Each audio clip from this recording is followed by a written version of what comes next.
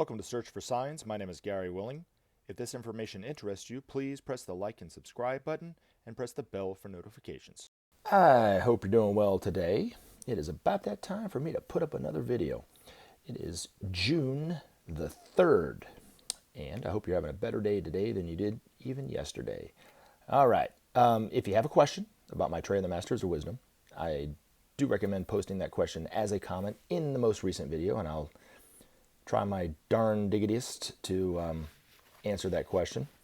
If you'd rather email me, you can email me directly at searchforsigns@mail.com.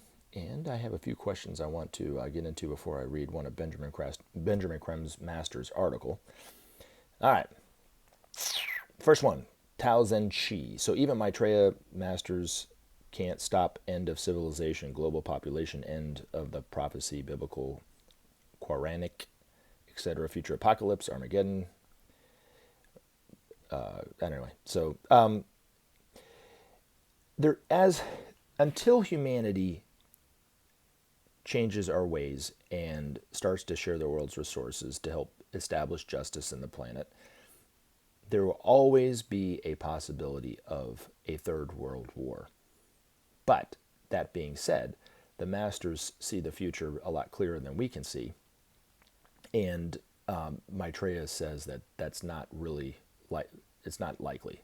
So because we're living in the times that we're living in, with all the uncertainty, all the tension, all the violence, all the now we have the coronavirus and so forth, people are afraid of that this is it, because of this massive thought form that was put out there by not only religious folks but New Age folks and other people who think that we're coming up on the end. If you really want to know, to be honest, the end of the world won't be for millions and millions and millions and millions of years from now, when all of us are masters on our own level.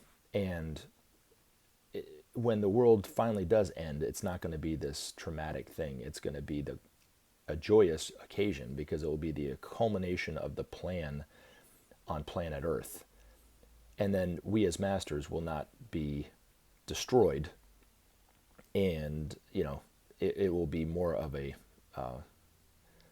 joyous continuation on our further path on to other planets or stars or whatever, as a group.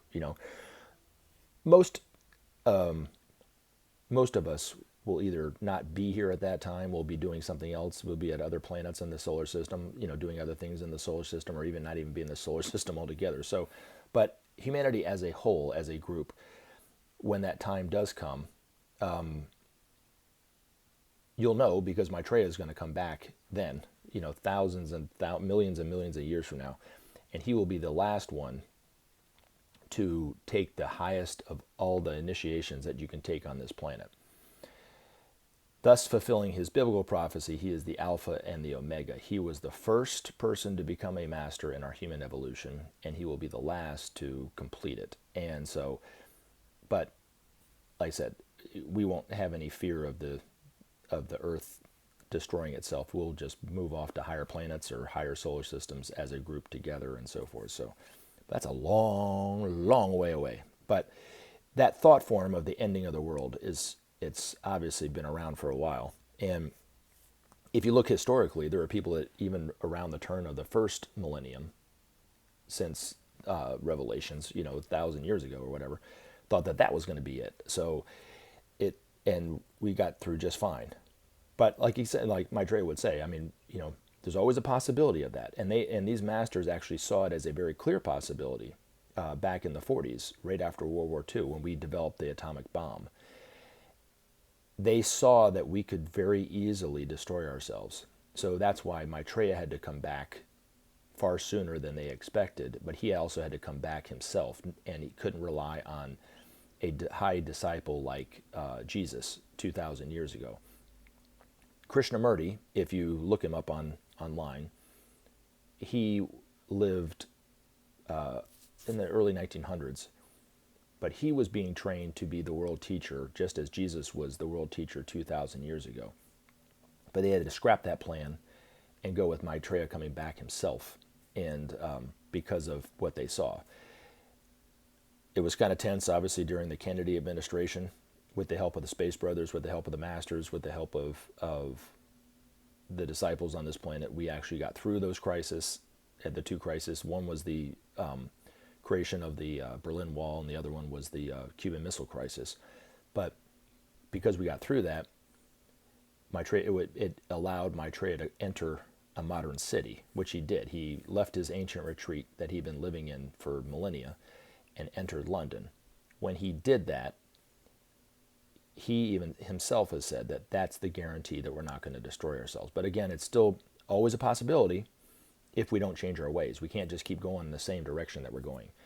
We will either destroy ourselves nuclearly, or we will kill off the environment and there'll be nothing we can do. And then, according to Benjamin Creme, we would all have to go back and start it all over again on a very, very low evolved planet in this system. And he said it would be very dark and cold, and we'd have to work our way back to where we were. He said it would be painful into the extreme, but he said it's just far worse than you could possibly imagine. But anyway, we would have to work our way back, and the fall would be even deeper than it is even today. So anyway, let's hope we don't do that. Now, next question. Peter Miller. Peter, your question, is Maitreya Jesus' boss, was like slapping a hornet's nest. But I will give you this, buddy. You received more comments off of your question than anybody in the history of this channel. So I actually had to thin them out. So congratulations, Peter. You are the gold medal winner on that regard. Is Maitreya Jesus' boss? Well, actually, James is Jesus' boss. And let me explain. I have a coworker and a friend whose name is Jesus, and his direct superior's name is James. So technically, James is Jesus' boss. So hopefully that answers that question, Peter. No. Maitreya is the master of all the masters, and Jesus is one of those masters. I know Christians don't like to hear that. They see Jesus as the only true Son of God. But to quote Benjamin Creme's master, no such being exists. There is no only true Son of God. Jesus exists, but he's not the only true Son of God. But Maitreya is not his boss. He's just the master of all the masters. And so, to kind of break it down a little bit, the plan of God on this planet is broken down into time frames, but mainly 75-year chunks is what they look at, and each master takes a bit of that plan, and then they set forth their own, with their disciples out into the world, that part of that plan. Maitreya's job is to oversee all that. So Jesus will eventually be, his part of his plan over the next 75 years or so or more will be to guide the Christian churches out of the morass and the dogma and the corruption that they're in today, and bring it truer to what he was teaching 2,000 years ago. That's his job, which is a massive undertaking. I'm sure other masters, like the Master Kudhumi, his job in the future will be to open the hearts of all humanity, help to open the hearts of all humanity. So, but Maitreya would be overseeing all that. And then also too, Maitreya, his main job is to be the teacher for the world. He holds the office of world teacher. So he's not the only world teacher that's ever been out there. Other world teachers have been the Buddha, not Gautama Buddha, but the Buddha. Also Rama and Mithra, Vyastra, those teachers of the past, held that position and so forth. And then the next world teacher will be the master who was St. John, or his name is Kudhumi. So, but Maitreya is, he's going to be wearing a lot of hats, but he can multitask. Don't worry about him. And he doesn't need to sleep, so he's not going to get tired and exhausted and burned out and need to go golf and all that kind of stuff. His joy is in service, and, it flows from the depths of this massive heart that he has. But, he's going to be teaching and guiding humanity too. But as it relates to the masters and their plan, he oversees all that. So he's not really Jesus's boss per se, but they do look up to him for advice and guidance. But each one of these masters rely on their own self, and they've done that even before they were masters. So in order to get to be a master, you have to totally rely on yourself, and know and have faith in who and what you are as a soul. And so there's no higher or lower. Maitreya doesn't see himself as above anybody, not even the lowest of humanity. He sees us equal among all sons of God. And how did Benjamin Creme's master put it? Where is it?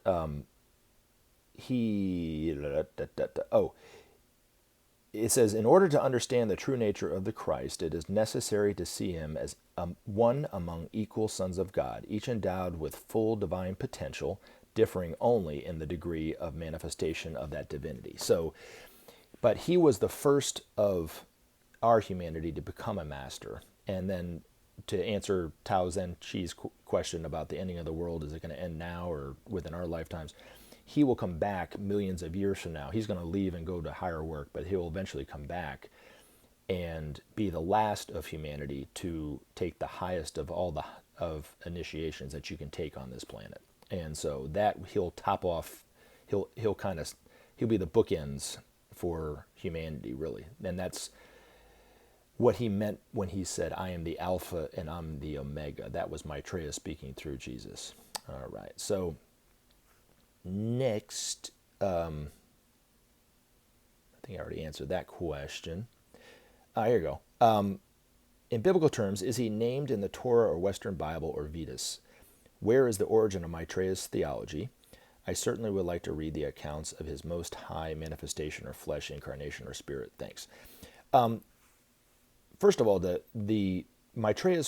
one of Maitreya's incarnations was actually Enoch, which was written in the Bible in the Old Testament. I don't know if it was Genesis or the book after Genesis, but that can give you an indication of who he was a little bit. But he has worked through disciples all throughout the Bible, Jesus being one of them, but he also worked through Krishna, he worked through Zoroaster, and others and so forth. But the origin of his theology is the ageless wisdom teachings. And once peace is truly established on this planet, once we've accomplished saving our environment, SOP, saving our planet, once we've accomplished that, there'll be other steps that humanity will start to take.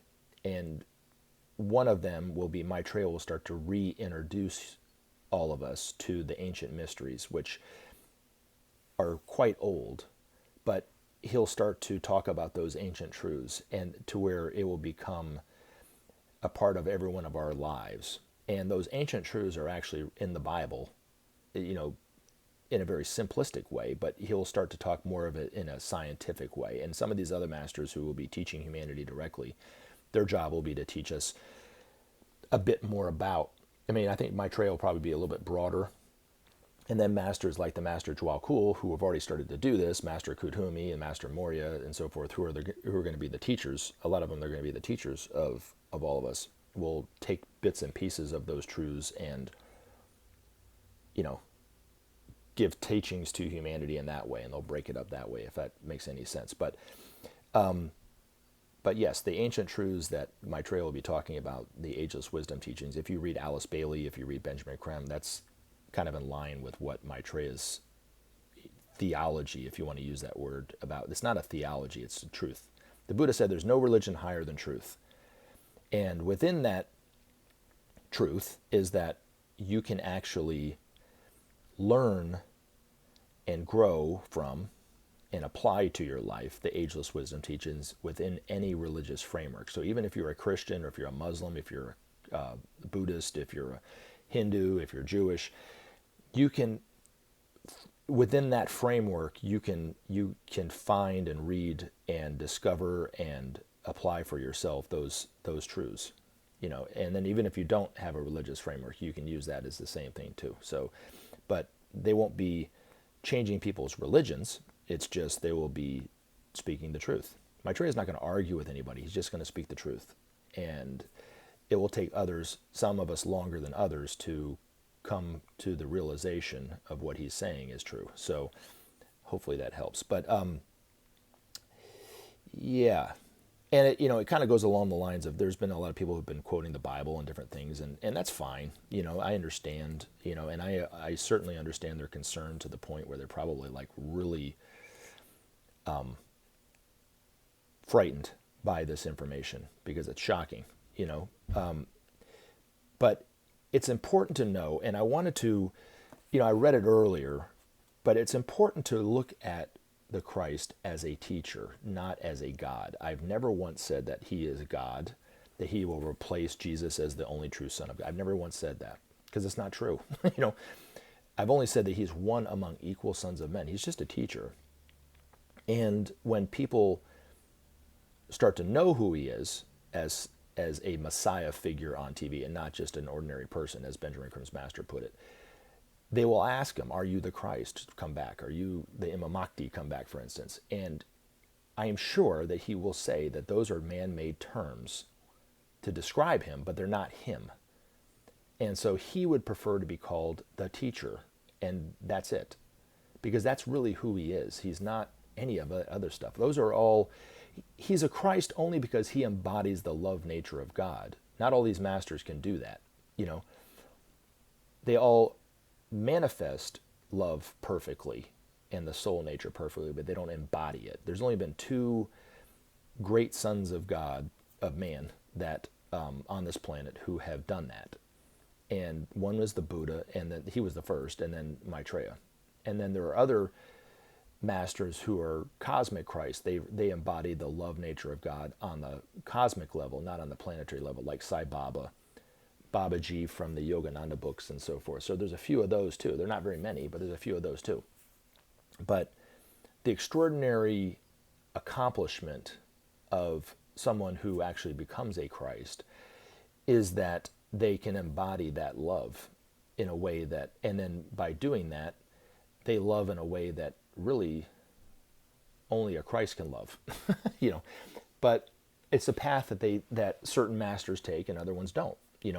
But how was I going to put it? But it doesn't mean he's above anybody. It doesn't mean he's the only true Son of God, and Jesus isn't, and it's not blasphemy, and it's not denying Jesus at all. These masters and the truth of these masters will, of course, become known more and more to people, but the truth of these masters and the wonderful beauty of it is that they were once like us, flawed in every way, shape, or form. But through the process of reincarnation, that law, and the process of law and cause and effect, both spoken about in the New Testament, not in great detail, but it's in there. What you sow shall you reap, and so forth. Through those two great laws, they worked and suffered and toiled and suffered and worked and suffered and toiled and suffered to the point where they became free from all that as a master, which is the destiny of all of us. And that's the beauty in it. It's not, the idea that there is a one true Son of God is actually not even solely a Christian phenomenon. Other religions have that same belief, about their teacher. There are Buddhists who think the Buddha is the only true Son of God, or Muhammad is the only true Son of God, or whatever. It's denying our own divinity. If there is a blasphemy, that is a blasphemy, because it's denying truth. It's denying the truth of who we all are. So even those who see Jesus as the only true Son of God, and that's their devotion, are divine. They don't realize it, and they're denying their own divinity, their own uniqueness, their own ability to be, to manifest that divinity, and they're holding themselves back by thinking that they are not divine. And it was that idea, that falsehood, that Jesus is the only true Son of God was put there specifically by the forces of evil, because that would keep humanity back. And they did it for a reason. that you would have to believe that, which is false belief, but you would have to believe that you would have to go through the framework of a church in order to reach salvation, was a triumph for the forces of evil. And in time, people will start to see that when they see these masters and know the truth of these masters. And these masters also know that not all of us are going to accept with open arms the teaching that they will be giving freely to humanity. It's going to take some of us a lot longer to come around to it. But in time, eventually everybody will. But, somebody asked if, is Maitreya in the Bible and stuff like this. There was one instance of Maitreya written into the Bible, and it was actually kind of a small little vignette that Jesus said to his disciples to follow the man with a bucket of water and thus prepare the feast. He was talking about following the man with a bucket of water upstairs and the Last Supper, or the Lord's Supper, or whatever you want to call it. That was actually, he was talking about Maitreya. And then there was also the time in the Old Testament where he was talking about Enoch, But just because Maitreya and these masters of wisdom aren't written in the Bible doesn't mean they're not true. It means that they weren't written in the Bible. I said in a video a long time ago, from what I can remember, the organ brain is not written in the Bible. It doesn't mean we don't have a brain. It's just eyes, heart, ears. I think that's it. They don't talk. It doesn't talk about the liver. It doesn't talk about the lungs. Doesn't talk about the pancreas. But all those organs exist, do they not? But yet, just because it's not written in the Bible doesn't mean it's not true. It's just they were talking to people who didn't understand the reality of life. And this is the next phase. We're at the higher rung of the ladder, so they're talking more direct. And when Helena Blavatsky introduced the truth of the masters to humanity, it was a massive step that humanity took, just to get to the point where they could even hear about it, really. Most of them hated her for it, but in the end, it's necessary, because that's the truth of existence, that there is a kingdom above humanity called the kingdom of souls, called the kingdom of masters, the masters of wisdom, the hierarchy, whatever you want to call it, the society of illumined minds. There's many names for the same group, but they embody the love nature of God, and that's the destiny of all of us. That's the truth of this. And Maitreya and these masters will teach us how to live amongst one another so we can bring the what? Kingdom of God on earth. That's what they were talking about. So it's not a heaven that you go to just when you die. It's about creating the divinity and the manifestation of structures that support that divinity for all of us, not just a few, for every last man, woman, and child on this planet. And anchoring that, what would be considered a lofty utopian idea, but anchoring it on earth and have it be practical, and that's the difference. That's the distinction between the two. But anyway, I'm running out of time, and I do want to read one of Benjamin Crimp's Master's article. And again, if you find that these articles are enlightening and you see the wisdom in it, as I do recommend going to Amazon and purchasing them for yourself, because it's way, way, way better to read this on your own, and you probably won't muck up some of the words the way that I do. Anyway, and this kind of goes back to what Tao Te Ching was talking about the ending of the world and so forth, and this kind of answers that. The herald of the new. Many will remember the present time is a time of trial or tension and upheaval. Actually, seen with the more discerning eye, it is a time of renewal, a preparation for a new beginning. Thus may men take great hope from the present changes. The past has had its day and is fast failing to benefit the race. The young grow weary and fretful from its long dominion and turn to drugs and crime to ease their souls' ennui and despair. And despair. Meantime, the herald of the new is quietly inspiring a new generation of activists who will emerge in every nation, mindful of the needs of men everywhere. Already, as you know, the groups of activists for the new structures are working openly and courageously in many lands, showing a new aspiration which is forming in the hearts of millions. respect for and cooperation with all, and an end to the old divisive greed. Thus are men finding the blueprint of the future time. By renewing themselves in the simple teaching of Maitreya, peace and justice are beginning to take center stage in the minds of millions. When men realize that sharing alone will bring these cherished concepts into being, they will embark on a transformation of society beyond anything envisioned until now. Stage by stage, these changes will be adopted and tried out for general use. The pain and sense of loss of today will give way to renewed hope and satisfaction that the world is at last on the right path, and thus experiments can be safely undertaken. Thus will disappear the fear of change. Great transformations will proceed in ordered sequence as men realize the beauty of the new forms. Gradually, the old divisive ways of the past will be seen as the mistakes of the past and die out, useless to the new unity. The words and example of Maitreya will hasten the sense of unity, which will more and more manifest the energies of Aquarius, drawing men into a synthesis unknown today. At the present time, the masters in their various centers work through their groups to bring about these changes with the minimum of social upheaval. Theirs is the task to empower change at an acceptable rate with evolution rather than revolution. This is not easy to do, for men when young are impatient for the new, and when old are resistant to change. Thus the present turmoil. Many await this time with hope and joy. Many more are locked in hopelessness and fear. Many are eager to see the future world free from war and destitution. Many more wait wearily for the burden to lighten. Maitreya will awaken men to their destiny and free them from fear and doubt.